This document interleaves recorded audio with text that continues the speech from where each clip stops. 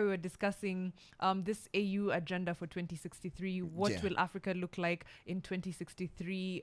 What is our utopia? And then how do we get there? Or how do we get as close to there? Why is it so close for us to align with Agenda 2063?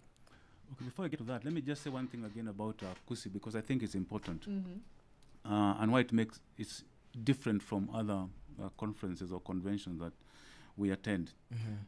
First of all, it focuses on African perspectives, experiences, and more importantly, solutions. So it's not just a talk shop. We talk about challenges and issues and problems, but then we also dig deep to find out how do we tackle these problems? How do we tackle these challenges? What kind of solutions are likely to get us to the space that we're on? So that's the reason we bring all this, whole community of thinkers and innovators, disruptors, as you mentioned, and the rest of them. And at the end of the day, then we pull out what we think are ideas that we can run with and that can be built into something tangible. And we write about them.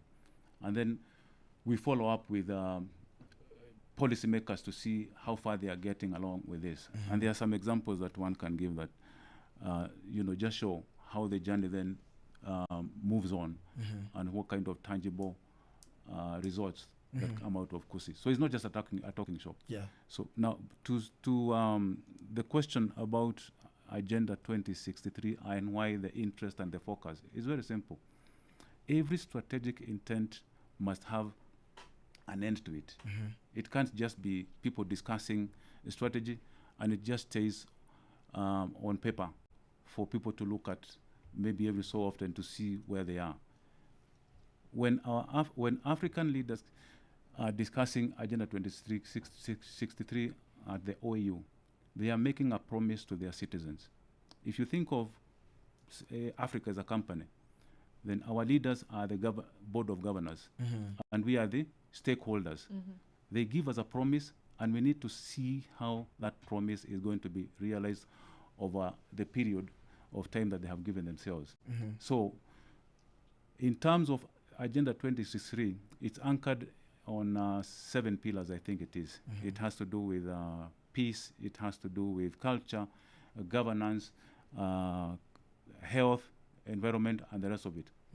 So how far have we gone since, what has been achieved since that whole agenda was conceptualized? That's the whole point of focusing on it. If there have been any challenges along the way, what are these challenges? What efforts have been made to surmount these challenges? So what is the scorecard like?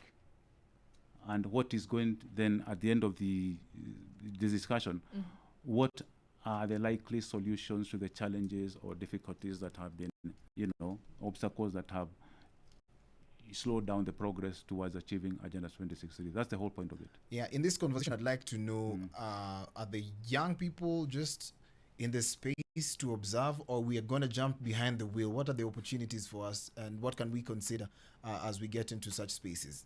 Let me go back to the first Kusi, 2019 in Kigali. We had a very large complement of the youth, and that was very deliberate.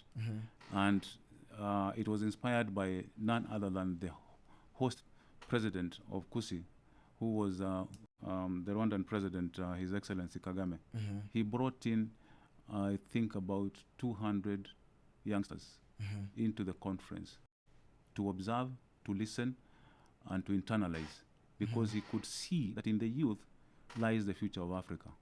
And consistently, we've tried to involve the youth in these discussions, not as constructively as one would expect, but moving on, like next year, what we are thinking is that we'll make it an entirely youth summit, because that's the future. That's the future. If you visit any innovation hub anywhere in Africa, you'll be surprised at the things that you see these youngsters are doing in terms of innovation, and how then that will transform Africa in terms of the usage of technology and application of technology.